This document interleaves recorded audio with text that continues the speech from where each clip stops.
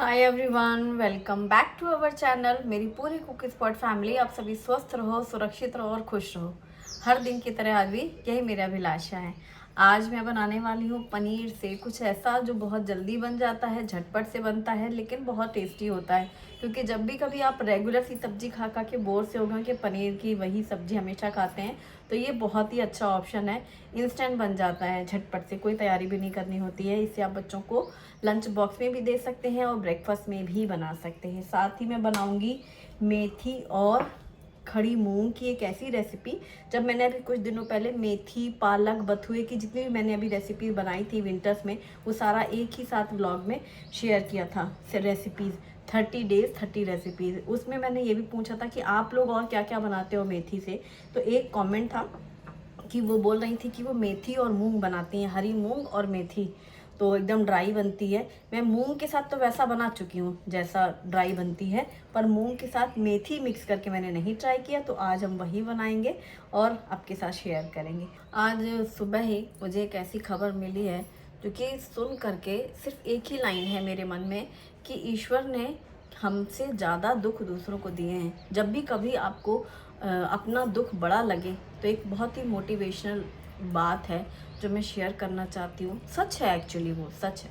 जैसे मेरी फ्रेंड ने मुझे बताया कि उनके कोई रिलेटिव हैं जिनके दामाद की डेथ हो गई। जिस दामाद की डेथ हुई थी उसी दामाद की हुई है एक हफ्ते पहले, उसी के ससुर और साले दोनों की डेथ हो गई। तो उसने बोला कि जिनके हस्बैंड की डेथ हुई है वो रो रही थी, कह रही थी कि किसके लिए रोऊं, पति के लिए रोऊं कि भाई के लिए रोऊं कि पिता के लिए रोऊं। यानी कि साल भर के अंदर, अभी एक साल पहले, पिछले साल एक लड़की के पिताजी की डेथ हुई। पिताजी की डेथ के हफ्ते 15 दिन बाद भाई की डेथ हुई और अभी एक साल बाद उसी लड़की के पति की डेथ हुई। यानी एक परिवार के 3 जेंट्स जो होते हैं, मतलब एक स्त्री के जीवन में क्या है, पति, फिर बेटा और फिर जब उनका दामाद आ जाता है। इसी तरीके से उस लड़की के लिए एक पिता होते हैं, फिर भाई होते हैं कि हमारे पास कोई है संरक्षण के लिए, फिर पति होते हैं, वो भी नहीं, और बच्चे छोटे छोटे 5th क्लास में पढ़ता है बच्चा। वो सुन के, मतलब मैं कान में सुन रही हूँ ये घटना, तो बस मेरे मुंह से एक ही लाइन निकली कि कितना कष्ट है लोगों के जीवन में। मतलब किसी किसी के जीवन में ऊपर वाले ने कितना कष्ट दिया है कि कितना असहनीय, सुन के ऐसे हाथ पैर कांप जाएं। तो जब भी कभी आपको ऐसा महसूस हो कि आपके जीवन में बहुत परेशानी है, बहुत बड़ा दुख है, कितनी परेशानी, कितना दुख है हमें जीवन में, तो मतलब सबसे ज़्यादा दुख है, तब हमेशा आप ये सोचो, 2-4 जो भी आपके आसपास जानने पहचानने वाले लोग हों जिनका इतना खतरनाक दुख हो कि आपके दुख के सामने, मतलब उनके दुख के सामने आपको अपना दुख कुछ महसूस ही ना हो, तो उस पल आपको महसूस होगा कि भगवान ने तो हमें बहुत कुछ दे रखा है, बहुत बड़ा सहारा दिया है जीवन जीने के लिए। एक समय तक है केवल 4-6 चीज़ों की ज़रूरत लगती है, उसके बाद तो इंसान एक नॉर्मल सी जीवन जी रहा होता है। और जो हमारे आसपास लोग चाहिए, जो हमारे अपने चाहिए, वो हमारे पास है, वो सबसे बड़ा धन है। और मुझे समझ में नहीं आता जिन लोग के पास ये दौलत होती है फिर भी लोग उसको, मतलब वो माया मोह के चक्कर में, धन दौलत के चक्कर में त्याग देते हैं। कितने बदनसीब लोग होते हैं। मतलब ऊपर वाले ने दिए आपको ये रिश्ते, फिर भी आपको नहीं चाहिए, ठुकराते हैं क्योंकि हमें दौलत चाहिए। और जिनके पास ये दौलत नहीं है उनसे पूछो जरा। अब तो वो 3 जो चले गए, जमीन जायदाद तो उन 2 औरतों के पास है ही ना, जो भी है होगा मतलब उनका, लेकिन उनसे पूछो उनके दिल की हाल कि उनको वो सब कुछ नहीं चाहिए, उनको अपने अपने चाहिए। तो वो जो वैल्यू है ना, वो तभी आती है जब आपके पास वो चीज़ नहीं होती है। जब तक होती है तो लोग उसकी वैल्यू नहीं करते। किसी भी चीज़ की ले लो, मतलब दोनों तरीके से आप घुमा फिरा कर इस बात को समझ सकते हैं। तो मेरा मन हुआ कि मैं आपके साथ ये शेयर करूं सुबह सुबह आज ये बात, ये बताने के लिए कि हमें भगवान ने बहुत ही मतलब बड़ा सुख दिया है और इसके लिए हमेशा शुक्रगुजार होना चाहिए। ईश्वर से हमेशा यही प्रार्थना करें कि जो दिया है वो बनाए रखें, है ना, क्योंकि जो नहीं होता है तब तक तो उसके बारे में कुछ पता नहीं होता है, पर जो चीज़ मिली हुई होती है जीवन में वो बनाए रखें। और हमेशा शुक्रिया अदा करो कि हमको मतलब बहुत कुछ दिया है। हमेशा पॉजिटिव सोचो और अच्छा सोचो, तो हमेशा जीवन में सब अच्छा होगा। सबसे पहले पनीर भुर्जी बनाएंगे। तो आज मैं बनाने वाली हूँ अमृतसरी पनीर भुर्जी, जिसके लिए हम फ्रेश पनीर लेंगे और इसको हम ग्रेट कर लेंगे। आप चाहें तो इसे ऐसे हाथों से भी मसल के क्रम्बल कर सकते हैं, पर ऐसे मैंने यहाँ पर कद्दूकस कर लिया है और ग्रेट करके इसको हम साइड में रख लेंगे। पनीर के लिए एक बहुत अच्छी टिप होती है, अगर कभी पनीर एकदम हार्ड हो तो आप इसे कुछ देर के लिए गुनगुने पानी में रख देंगे ना, तो एकदम से सॉफ्ट हो जाता है पनीर। फिर आप उसे पनीर की सब्ज़ी के लिए बनाएं। यदि आप पहले फ्राई कर लेते हैं पनीर को, तो कई बार फ्राई करने के बाद भी हार्ड सा हो जाता है, तो उस पर फिर गुनगुना पानी डाल करके फ्राई करने के बाद भी आप कटे हुए पीसेस में डाल के रख दो, तो वो पनीर जब आप सब्ज़ी में डालते हैं तो एकदम सॉफ्ट हो जाता है। यहाँ पर पनीर भुर्जी के लिए मुझे चाहिए प्याज और टमाटर एकदम बारीक कटी हुई, तो मैंने यहाँ पर रफली चॉप करके प्याज को इलेक्ट्रिक चॉपर से फाइन चॉप कर लिया है। इसे हम साइड में निकाल के रख लेंगे। अब इसी के साथ में मैं डाल रही हूँ इसमें टमाटर, तो 2 टमाटर लेंगे, उसको भी रफली चॉप करके फिर इसको फाइनली चॉप कर लेंगे। पनीर भुर्जी के लिए ज़्यादा कुछ तैयारी करने की ज़रूरत नहीं होती, ये बहुत ही जल्दी बनती है, इसीलिए बस प्याज टमाटर बारीक काट लेना है। और अब पैन में ऑयल गरम करेंगे, साथ में थोड़ा सा बटर डालेंगे। 1 चम्मच जीरा डाले हैं और 1 बड़ा चम्मच जितना बेसन डाला है, और इसे अच्छे से भून लेंगे। अमृतसरी पनीर की जो भुर्जी बनती है उसमें बेसन डलता है, उससे इसका टेस्ट और टेक्सचर बहुत अच्छा हो जाता है। अब बस प्याज को भी डाल देंगे और इसे भी अच्छे से फ्राई कर लेंगे। प्याज को धीमे धीमे करके इसको अच्छे से पूरा सॉफ्ट होने तक पका लेंगे। तो बस इसको ऐसे मिक्स करते हुए भूनेंगे। आँच को बहुत तेज़ नहीं रखी है मैंने, और धीमी आँच में उसको इस तरीके से अच्छे से भूनें, सॉफ्ट हो जाए, कलर भी चेंज हो जाए। अब इसमें डाला है बारीक कटी हुई हरी मिर्ची और बारीक कटा हुआ टमाटर। आप चाहें तो इसमें लहसुन भी डाल सकते हैं, मैंने नहीं डाला है, लहसुन और अदरक का इस्तेमाल नहीं किया है। अब बारीक कटी हुई हरी मिर्ची और टमाटर डाल करके अच्छे से मिक्स करेंगे और इसको बहुत अच्छे से भूनेंगे। इतना अच्छा ये भून जाएगा ना कि जैसे ऑयल थोड़ा सा सेपरेट सा होने लग जाए। इसमें हल्दी पाउडर डाला है, धनिया पाउडर और मिर्ची पाउडर, इसी के साथ डाला है होममेड गरम मसाला।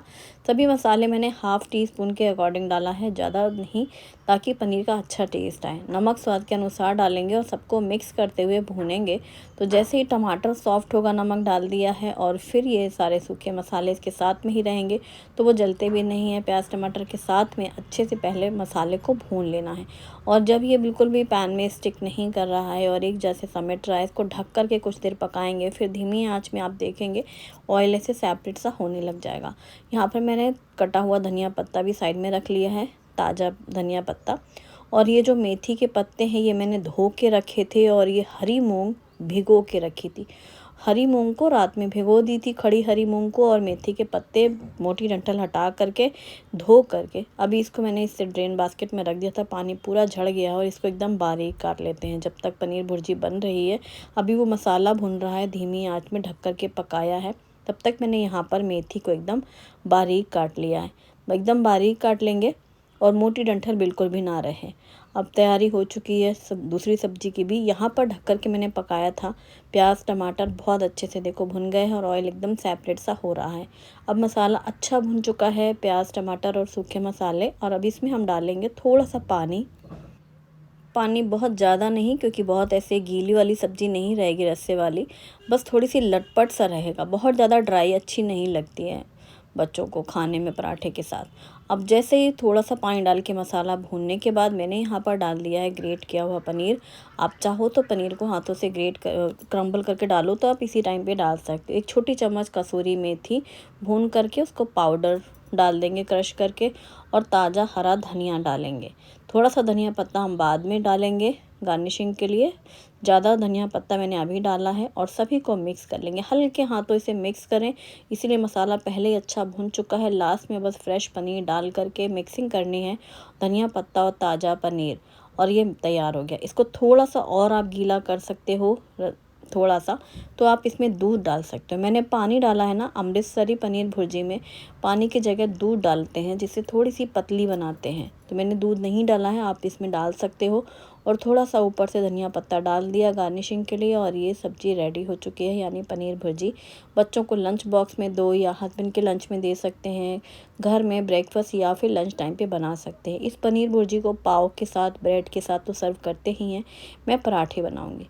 तो ये सब्ज़ी मैंने ट्रांसफ़र कर ली है छोटी सी मिनी कढ़ाई में। तो ये बहुत ही ज़्यादा टेस्टी, इजी और क्विक बनती है। कभी गेस्ट थाली आप बना रहे हो तो साथ में सूखी सब्ज़ी बनानी है, तो ये सब्ज़ी बना सकते हैं।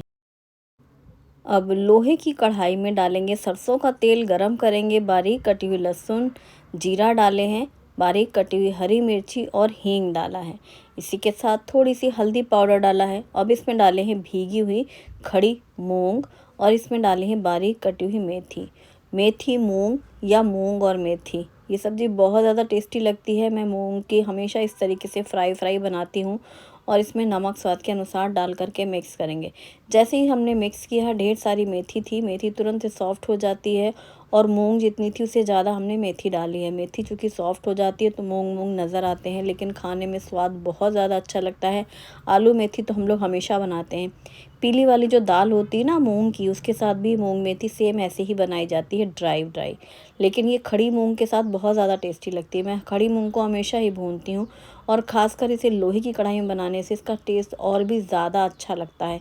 ढक करके इसको पका लिया तो जो मूंग है वो अच्छे से पक चुकी है, हालांकि रात भर भीगी हुई थी, और पूरी अच्छे से ड्राई कर लेंगे इसको, यानी कि मेथी में जो मॉइस्चर आता है वो पूरा ड्राई कर लेना है।